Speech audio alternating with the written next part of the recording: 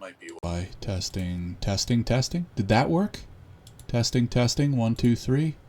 Please let me know if you're in the chat. Sorry about that, everybody. Welcome once again to the first episode of the Visto Show of 2025. And my goodness, is it ever a big one. We have a lot to talk about. Oh, no, I didn't update the agenda on the left. Oh, my God, I'm all over the place here, folks. I am all over the place. So you know what I'm going to do? I'm going to update the agenda as I quickly go through it with you. So first and foremost, what we're going to talk about is the open work permit changes. Yeah, it works now. Okay, awesome. Thank you, Andra, for confirming. If you are live with me in LinkedIn, thank you very much for tuning in. If you're watching after the fact on YouTube, how the heck are you? Hope you're doing well. And make sure to follow me on LinkedIn, because if you watch live, you can take part in the conversation, just like Andra is doing right now. Anyways, so what we're going to talk about today is the recent changes to open work permits for temporary workers. We're, of course, going to cover the recent express entry draws, the first 3 draws of 2025. We're going to talk about the border.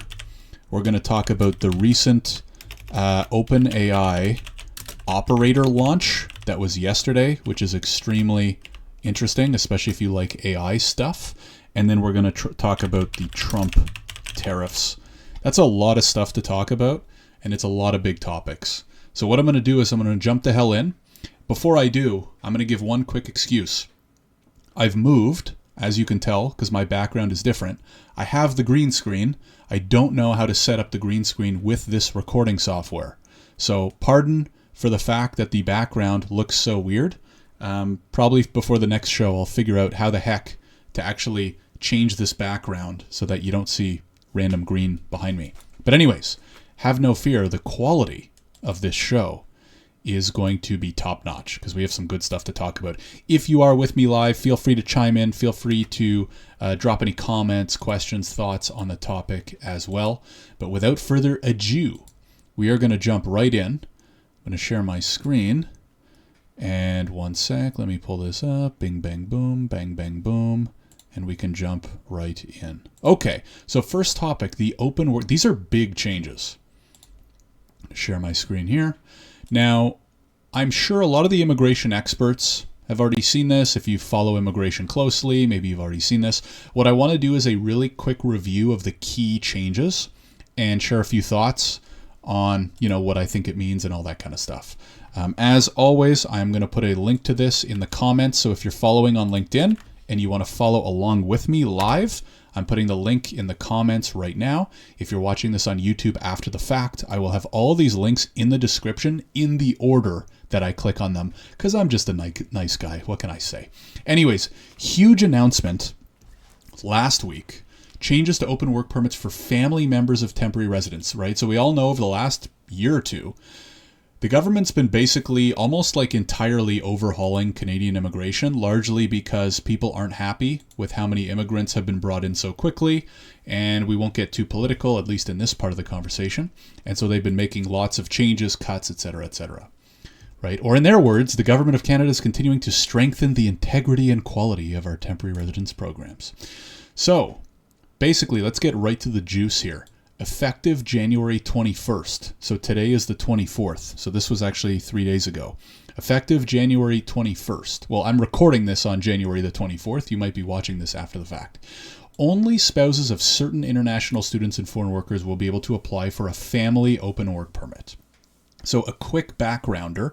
Before January 21st, let's say you were going to apply as a temporary foreign worker or an international student to come to Canada, you could, in almost every case, include your spouse or common law partner for what's called an open work permit. So they can come with you. Open work permit means you can work for any company that you want. Now they're making it a lot more strict, right? Family open work permits will be limited to spouses of international students who are only enrolled in. So if you're coming as a student, your spouse is only eligible for that open work permit if you're taking a master's program that's 16 months or longer, a doctoral program, so like a PhD, blah, blah, blah, or select professional and eligible programs. And I'll click on this link really quickly just so we can take a really quick look. So you can see they've designated, even more things, right? Doctoral, Bachelor of Law, Doctor of Medicine, blah, blah, blah, blue, blue, blue, or an eligible program. So you can see there's eligible programs right here. I'm not going to go through all of them because, quite frankly, I don't want to. And and we have a lot of other stuff to cover. And if this is going to apply to you, then just take a look, right? Make sure to look through the whole list, or if you're working with a professional, make sure, or if you are a professional, make sure to review the list to make sure that you meet those requirements. But basically this is saying, hey, not every international student is now going to have their spouse automatically eligible for an open work permit. So be very careful about that. Now over to workers. Family open work permits will also be limited to spouses of foreign workers who are employed in either Tier 0 or 1 occupations. So for those who don't know, every occupation in Canada is given a tier code, like a knock code, right? It's a 5-digit code, and they're either classified as tier 0, 1, 2, 3, or 4. I think, does it go up to 4 or 5? I don't remember. But anyways, only occupations that are tier 0 or 1, these are typically like management, upper level, VP type roles, or select tier 2 or 3 occupations in sectors with labor shortages or linked to government priorities. These include occupations in natural and applied sciences, construction, healthcare, natural resources, education, sports, and military sections. The full list will be available on January 21st. I think it's already out, but again, I'm not going to spend this episode going through long lists. So basically what this is saying is only foreign workers who have a certain type of knock code or are working in certain types of industries will their spouse be eligible for an open work permit. In addition, the foreign worker must have at least 16 months remaining on their work permit at the time when their spouse applies. Dependent children of foreign workers will no longer be eligible. So children of foreign workers cannot apply for an open work permit. Now, what I was thinking, I think this is the case, but if I have any immigration lawyers or consultants here, maybe you can chime in. Does all of this mean that family members can't, in certain cases, can't get the open work permit, but I'm assuming they can still get like a visitor visa, right? So if you're coming as a foreign worker or an international student and your family member's not eligible for an open work permit, I'm assuming you can still apply to get them a visitor visa, right? Or like a study permit for a young kid, right? I think. But if anybody can confirm, I didn't see it on this page. Open work permits that were approved under the previous measure remain valid, blah, blah, blah. More program, blah, blah, blah. Spouses of workers covered by free trade, this is important. Spouses of workers covered by free trade agreements and those transitioning to PR will not be impacted by these changes. Family members who will no longer qualify for a family open work permit can apply for any type of work permit they are eligible for under Canada's work permit programs. So it says they could maybe try applying for another work permit, or can they just get a visitor visa and come as a visitor and not work, right? That's my only question after kind of reading these changes. If anybody knows the answer, please do let me know. So these are big changes, right? And one of the big draws, especially for students, but also for workers, but especially for students, was, hey, come to Canada, bring your spouse, they can start working. Now, part of why they're making this change is because a lot of people took advantage of that, right? They came, they took a stupid program, but their spouse came and started working and supporting the family, right? So what do I think about these changes? I personally don't love them. I think most of the changes we've seen in the last year have been overcorrections because the government screwed up so badly with immigration over the last 8 years. And my big concern is that I don't agree with the change, but I do agree with the exceptions that they've carved out. I think the exceptions make sense in that regard. So I think, that part does make sense. If this is going to happen, I think these carve-outs for the most part make the most sense. My concern is for anybody who doesn't fall under this, that might still actually be a genuine, great addition to our country and our economy. Are we scaring them away now? You know what I mean? Because it's just not as appealing anymore because your spouse can't work, right? So that's my big concern. That's probably the summary. My overall biggest concern with all of the changes that the government has made in the last year is I think they're overcorrecting. And my biggest concern stemming from that is it's going to turn away the genuine people. that would have come here otherwise. So anyways, Cecile says, yes, they could still come as a visitor/student as a child, but of course it's not ideal. It's not easy in Canada to live on one salary, especially for those in lower tier categories where income is usually lower. Absolutely. So Cecile, first of all, thank you very much for your comment and for the answer. So yeah, like if you are coming as a student, especially where tuition's very high as an international student, you relied on your spouse being able to work as well. Or if you're coming as a worker, but maybe you're not getting paid a whole bunch, you wanted that second income. So as I was kind of saying, it's going to make these opportunities of coming to Canada less appealing. Is that going to hurt us in the long run? I don't know. I guess, as they say, time will tell. If you have any thoughts, what do you think? Do you agree with me? Did they go a little bit too far? Do you like the changes? Do you not? Let me know in the comments. And otherwise, I'm going to take, because we have some big topics to get through, and I'm going to probably try and keep this episode to about 40 minutes. I'm going to take my patented segue sip as we segue into the next topic.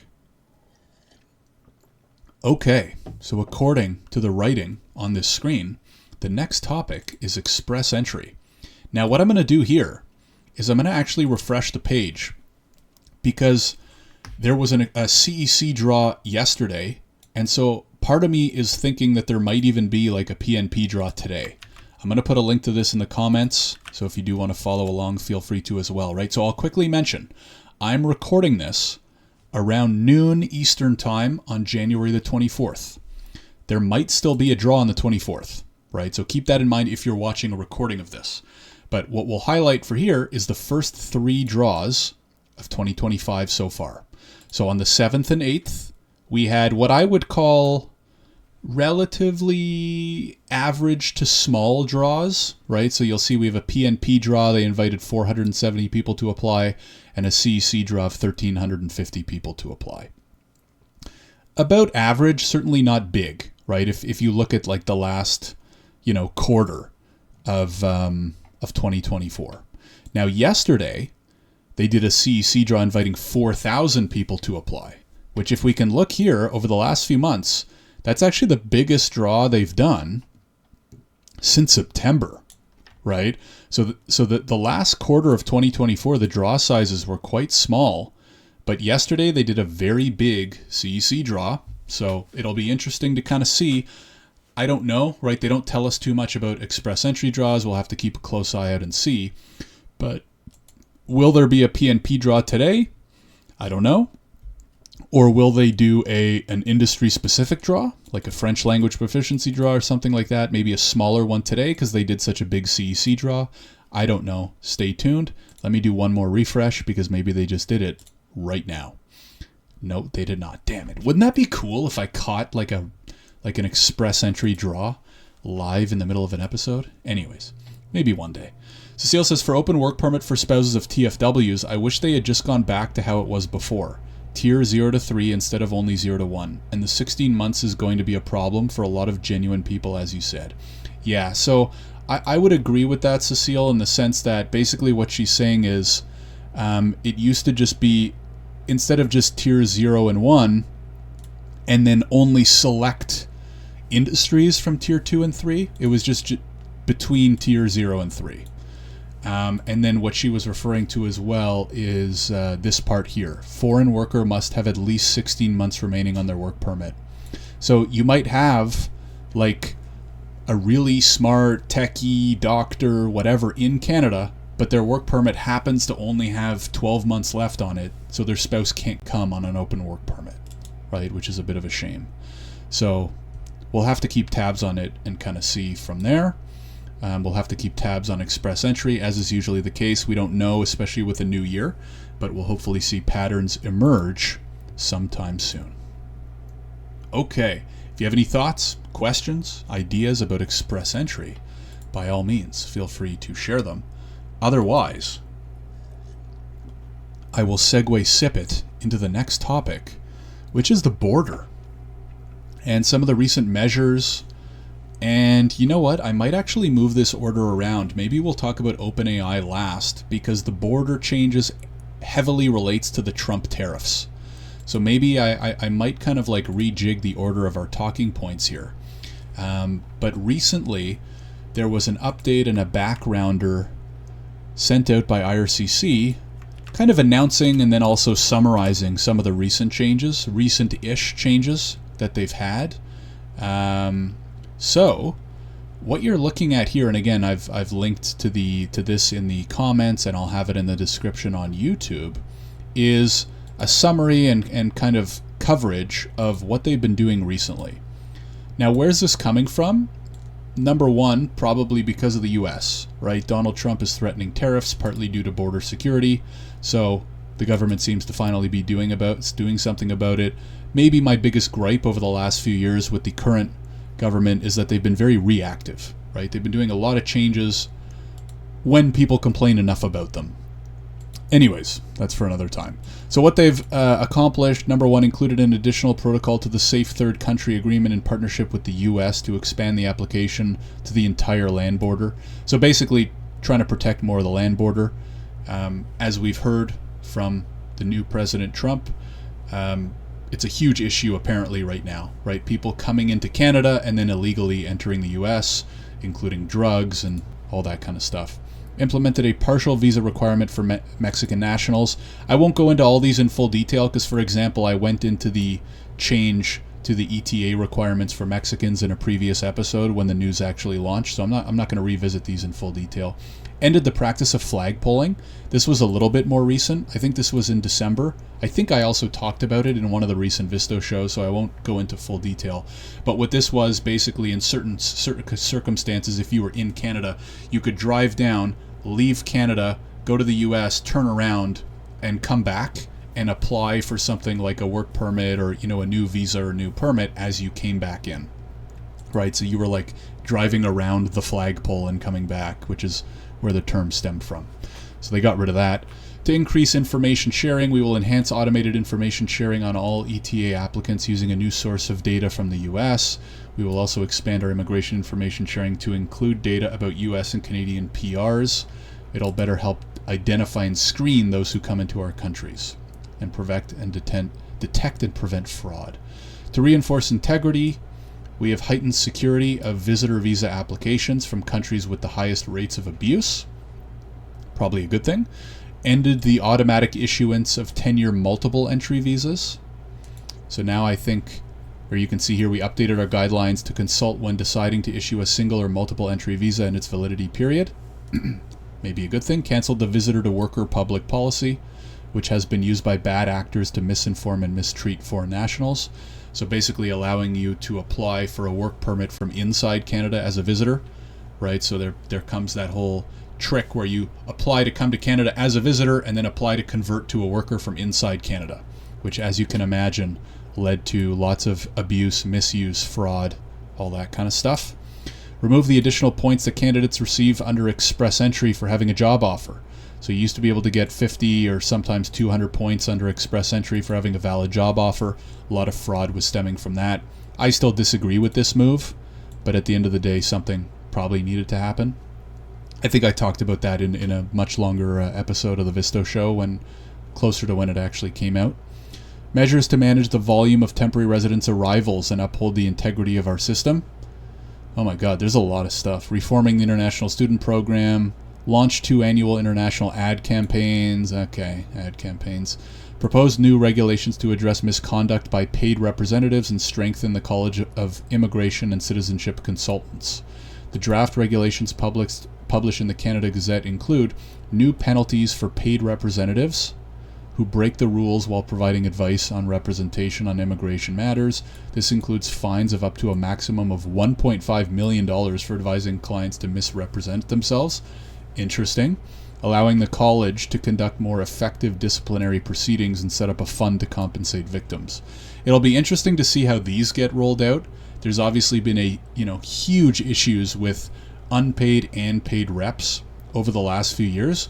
I think part of the reason is because there's virtually no regulation, right? The regulators are backed up or they don't even really do anything for fraud. And so a lot of paid and unpaid reps have basically, it's been the Wild West. They kind of do whatever they want because they think there's no repercussions, which there haven't been. So I'm hoping that, this is done effectively and can help stem some of those or end some of those problems as well. So anyways, if you are interested in more details, I would recommend checking this out yourself, going into more details. Pretty much every point has an article you can link on. But I think overall it's a step in the right direction. I wish most of it was done like 3 to 5 years ago. But as they say, better late than never, right? And hopefully this can just help secure the country and put us in a better position for an impending negotiation, I think, with the US. And so maybe I'll segue that into our last topic. I'll talk about OpenAI last, right? I'm going to switch up the last two points on our agenda, the Trump tariffs and the OpenAI operator, because the topic we just covered, the border security, just segues so well with the Trump tariff, right? Because a lot of this border security, I think, basically came into effect because now we're in a tough position because Trump is threatening tariffs. So as you may have seen in the news, Trump is basically threatening Mexico and Canada with a 25% tariff, largely due to his concern over border security. Right, so U.S. President Donald Trump denied that his threat of sweeping tariffs is meant to force early trade renegotiations, insisting he's responding to massive flows of fentanyl and migrants into the U.S. So again, I'm not going to read this whole article. I just thought it was kind of like a good article to kind of summarize, and I usually like to provide a source for each of our topics, so I'll put it in the description as well. But basically, I don't know all the facts here, right? But apparently a lot of illegal immigrants are going into the U.S. from Canada and from Mexico, including a big drug problem, right? So fentanyl coming in, which is obviously a bad thing. And so as part of that retaliation, I don't know if was meant to kickstart talks on the Canada, United States, Mexico agreement, which replaced NAFTA before it comes under review, blah, blah, blah. So he's talking about, I guess, using this as a bargaining chip when the renegotiation for CUSMA comes up, and then also just tariffs in terms of, asked about the report during, Trump said his threat of 25% tariffs against Canada and Mexico, which he said will probably begin on February 1st, has nothing to do with CUSMA.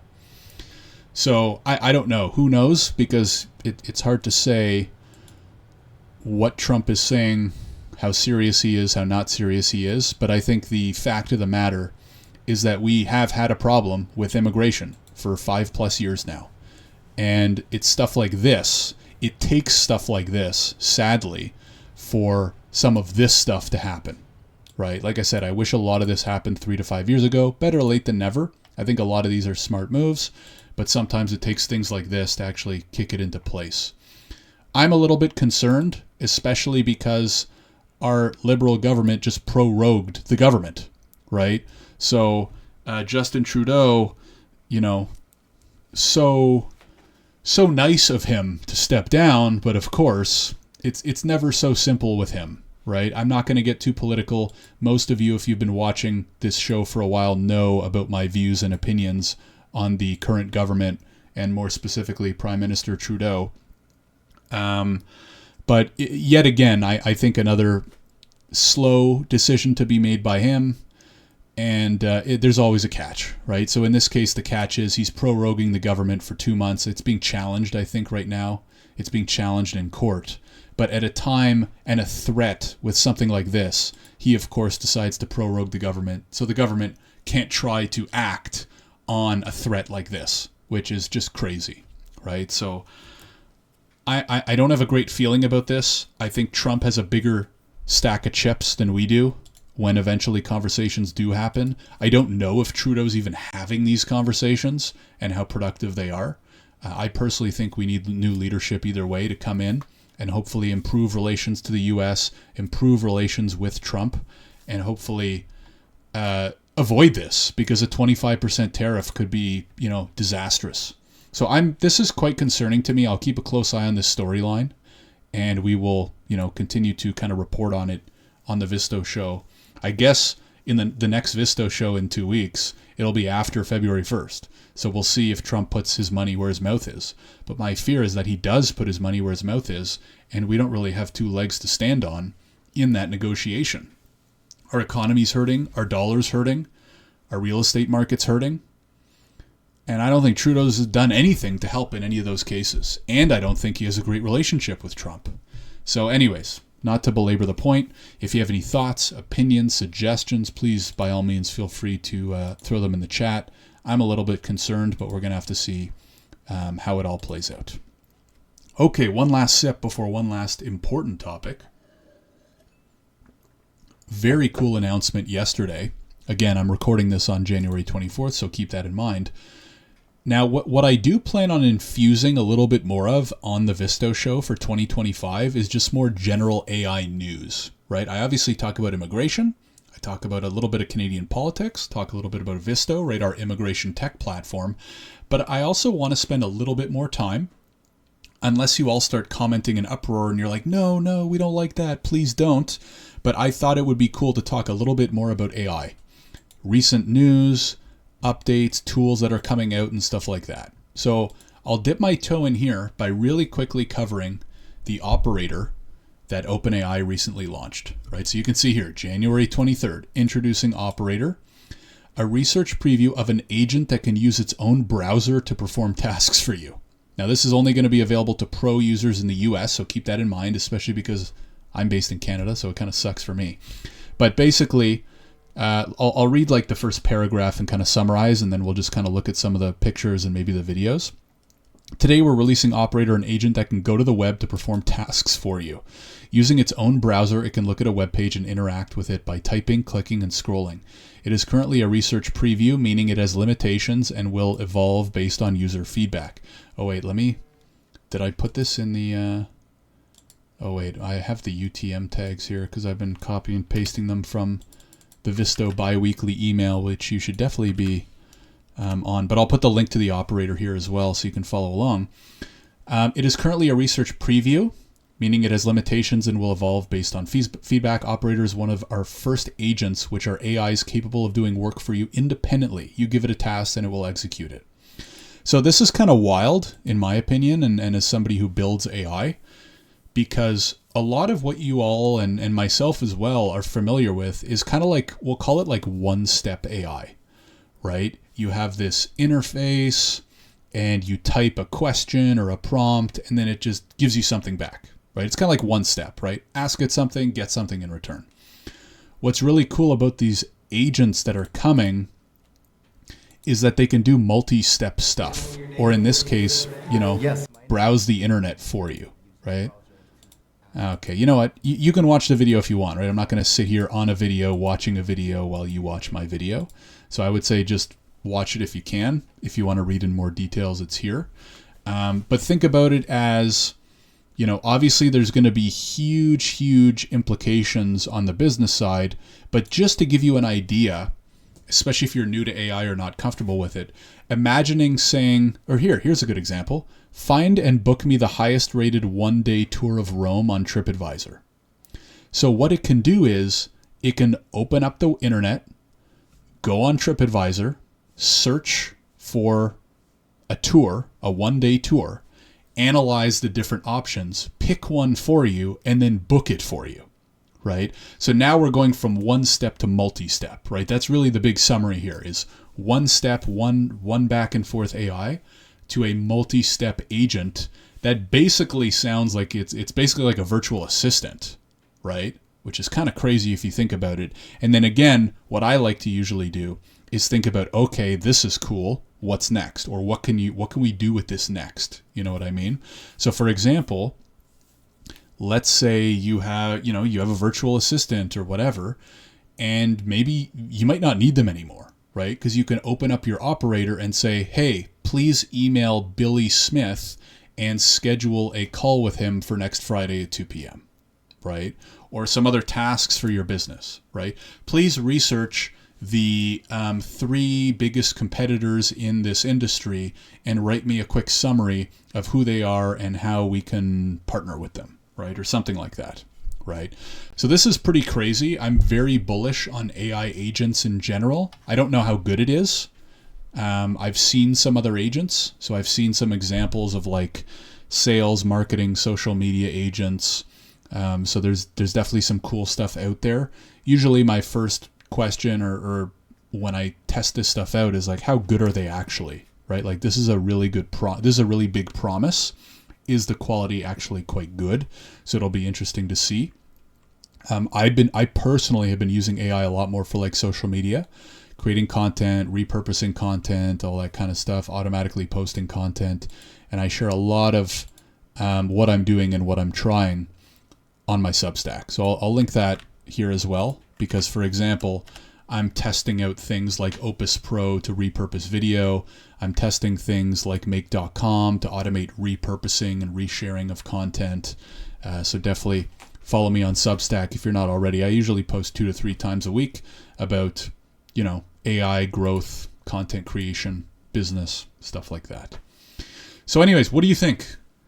Is Operator the first step of, these AI agents that are going to take over the world? I don't know. I think it's really cool. I think over the next 1 to 2 years, this stuff is just going to continue to evolve super fast in a really good direction. And it'll be important to start playing around with them and getting used to them and implementing them in your business so that you can operate more efficiently. So anyways, that is it for me in terms of the topics that I wanted to cover. I'll start with a bit of an outro and give ourselves 30 to 45 seconds to see if we have any thoughts, questions, anything like that. Again, thank you if you're tuning in from LinkedIn Live. The best part about tuning in on LinkedIn is you can watch it live and take part of the conversation. If you're watching this after the fact on YouTube, thank you very much. Make sure to like, subscribe, all that good stuff, or share comments if you have questions on YouTube as well. Number 1, it's fun to get questions and comments. And number 2, it gives me ideas for the type of content that you guys like for me to cover. So anyways, that is it for me. Thank you very much, everybody, for tuning in to this episode. Andrew says the first agents are like the ChatGPT 3.5. Next models will really show impact. Yeah, so if this is number 1, they're going to continue to get better. I think it mentions what model it's trained on. 4.0. Yeah, so it's trained on 4.0. So the model is pretty good. But I think, like you're saying, Andra, this is like the first version of it. So just like a lot of the initial OpenAI LLMs, it's almost good that we can let some other people test these because they're going to get so much better in the next 6 to 12 months and they'll be really powerful. And I know, Andra, people like you, the wheels are already spinning in terms of, how you're going to make the most use of it. Okay. That's it for me, folks. Thank you very much for taking the time to tune in. Hopefully you enjoyed. Make sure to like, subscribe, all that good stuff. Helps with the algo, all that good stuff. And I will see you again in 2 weeks for the next episode. We'll talk, any other immigration news. I'm going to keep an eye out on these AI agents, new tools. I'll have some reports on, what I've been able to test and how they're working. Okay. Thanks again. Have a great rest of your Friday. Have a great weekend. And I will see you in the next one. Take care, everybody. Bye-bye.